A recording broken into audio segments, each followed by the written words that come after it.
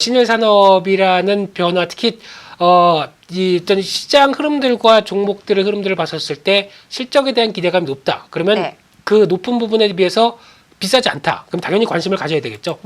네. 그런 관점을 봤을 때 일단 아마 1분기 실적이 아직 안 나왔습니다. 근데 1분기 실적이 상당히 좋을 거라고 봐야 되겠죠. 특히 LG전자나 위닉스의 실적을 봤었을 때도 추정할 수 있는 부분들, 대표적인 소형 가전 쪽에서 네. 공기청정기는 잘 팔렸을 것이다. 당연히 기대감이 높습니다. 그런 관점 쪽에서 이 회사는 그때도 잠깐 언급드렸듯이 네. 한번 팔았다가 다시 살 기회를 봐야 된다라는 쪽으로 네. 계속 언급을 드렸었는데 왜 그러냐면은 신일산업하게 되면은 가장 큰 강점은 선풍기입니다. 네. 그래서 계절적인 수요를 본다라고 하게 되면 이번 여름도 덥다라고 하게 되면 당연히 성수기로 다가오기 때문에 그에 따른 수요가 또 받쳐주게 되면 주가에 대해서 긍정적일 가능성이 높다는 관점 쪽으로 바라보고 있는데 그렇게 됐을 때 선풍기 관련돼서 2017년도 기준으로 보게 되면 우리나라 시장 점유율 42%입니다.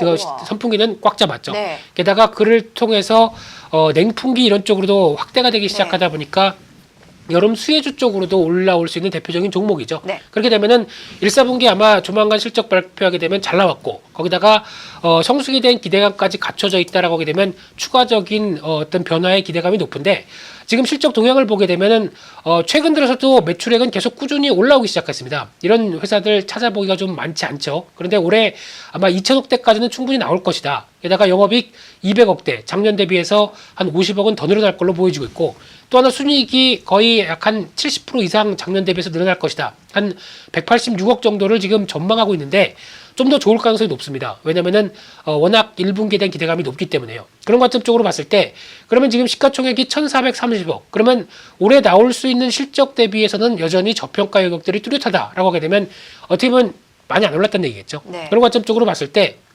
주가의 동향과 같이 연결시켜서 본다고 한다면 한 단계 레벨업이 되면서 주가는 어느 정도 단기 어떤 상승에 대한 부담감을 갖췄어도 횡보를 통해서 충분히 에너지 보강이 됐다라고 봐야 될 것 같고요.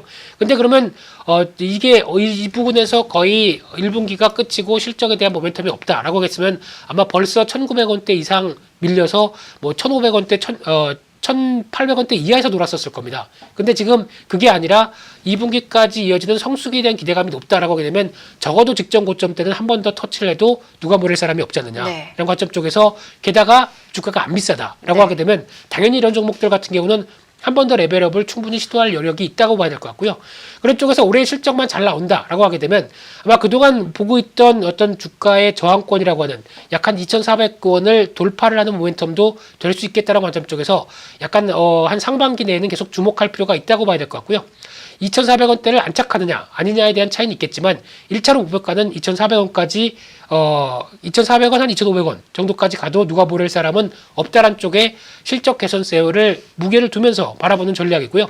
손절가는 앞서 말씀드렸듯이 1,800원대 부근 정도. 그러나 즉 중기적인 지지권 흐름들이 이탈되는 가격대를 바라보시면서 그래도 실적이다. 그래도 성장한다. 여기 포커스를 맞추면서 대관 전략이 중요하다고 봐야 될 것 같습니다.